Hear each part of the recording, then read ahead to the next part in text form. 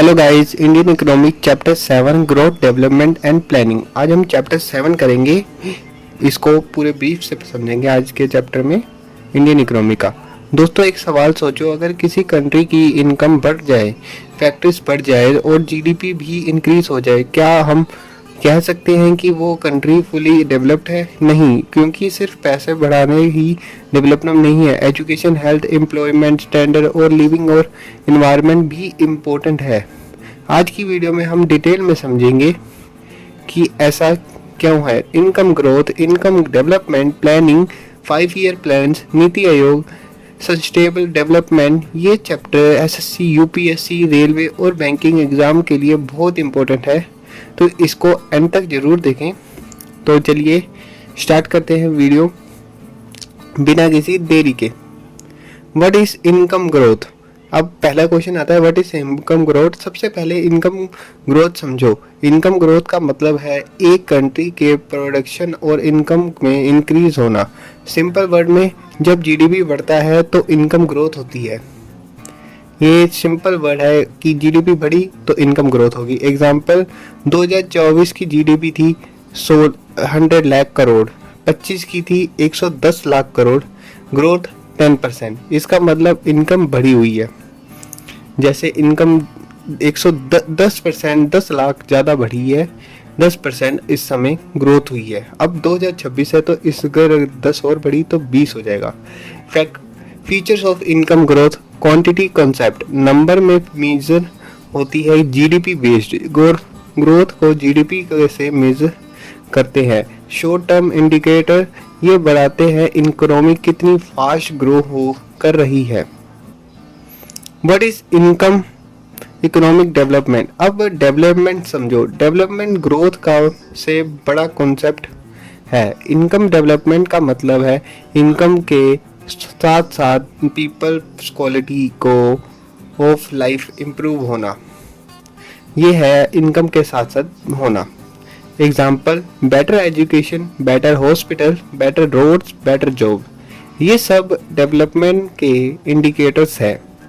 ये सब जो है इंडिकेटर्स है। अगर ये सब बढ़ेगा तो जीडीपी बढ़ी हुई मानी जाती है इकोनॉमिक के रूप में।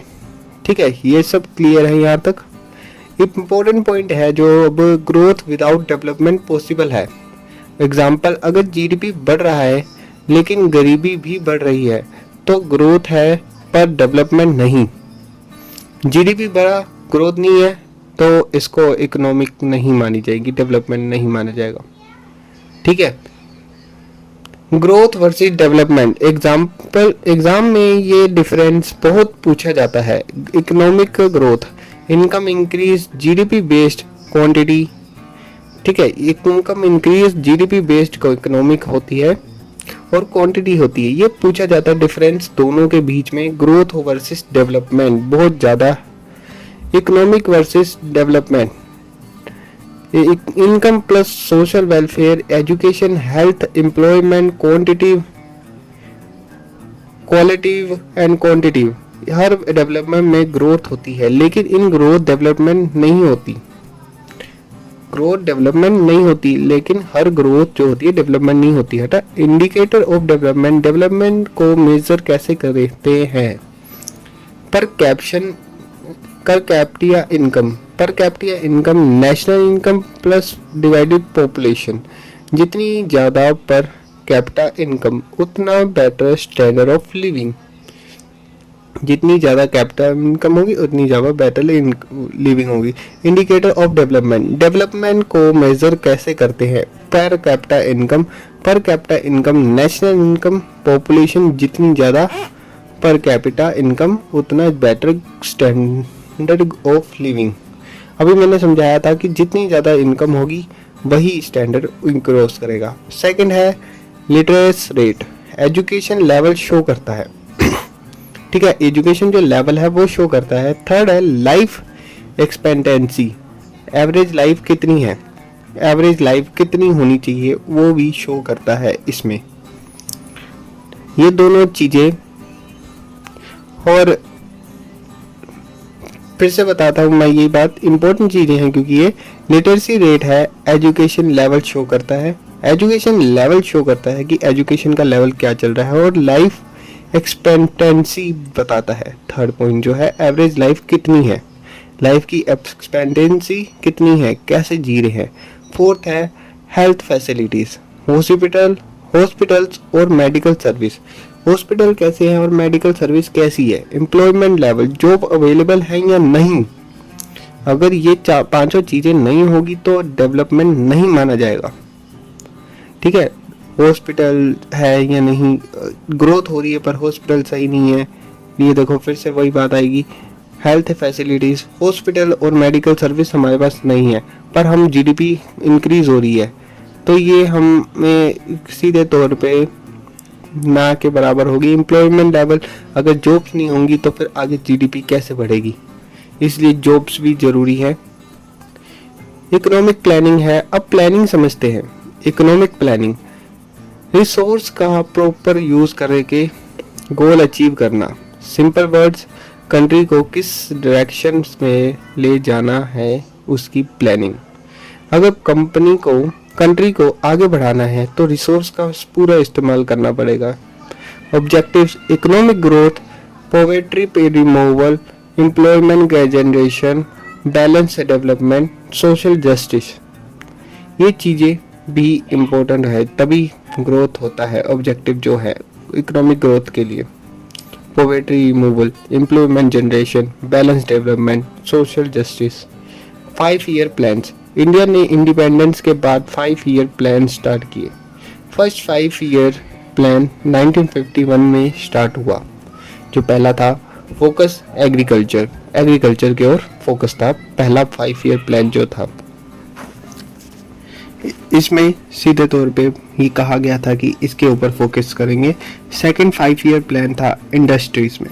टोटल 12 5 ईयर्स प्लान इम्प्लीमेंट किए गए। इन प्लान्स ने इंडिया के डेवलपमेंट में इम्पोर्टेंट रोल प्ले किए। 12 साल तक 5 ईयर प्लान किए गए। ठीक है, यूज। नीति आयोग 2015 में प्लानिंग कमीशन को रिप्लेस किया गया और इस्टेब्लिश हुआ। NITI Aayog full form national institution for transforming India. ये है नीति आयोग में 2015 में प्लानिंग हुई। 2015 में प्लानिंग हुई, कमीशन को रिप्लेस किया गया। ठीक है, और इस्टेब्लिश हुआ। नीति आयोग फुल फॉर्म थी नेशनल इंस्टीट्यूशंस फॉर ट्रांसफॉर्मिंग। अगर पूछा जाए तो कब पहला नीति आयोग 2015 में हुआ था। ठीक है, मेन फंक्शन थे इसके policy making, development strategy, innovation promotion, corporative federalism. ये थे main function, policy, development, innovations और कॉर्पोरेटिव, इनको बढ़ाना ही था। सस्टेनेबल डेवलपमेंट अब एक मॉडर्न कॉन्सेप्ट है। Sustainable development present needs to fulfil करने without harming future generation. Example renewable energy, water conservation, forest protection. ठीक है, ये था। अगर डेवलपमेंट इम्पोर्टेंट को डिस्ट्रॉय कर दे तो ये सस्टेनेबल नहीं है। अगर जो डेवलपमेंट है वो कर दे तो इम्पोर्टेंट ऑफ डेवलपमेंट थे, प्लानिंग थी। प्लानिंग इम्पोर्टेंट क्यों है? पॉवर्टी कम होती है, एम्प्लॉयमेंट बढ़ता है, रिसोर्स का प्रॉपर यूज होता है। ठीक है, इंफ्रास्ट्रक्चर इम्प्रूव होता है, लॉन्ग टर्म ग्रोथ मिलती है। जिससे जो है ये सब चीजें होती है, लॉन्ग टर्म ग्रोथ मिलती है। कंक्लूजन है तो आज हमने डिटेल में समझा economic development, growth versus development, indicators of development. ये चीजें आज हमने देखी हैं। और भी टॉपिक थे जो समझे, economic planning, 5 year plans, NITI Aayog, sustainable development. ये चैप्टर इकोनॉमिक का फाउंडेशन है और कॉम्पिटिटिव एग्जाम में बार बार पूछा जाता है।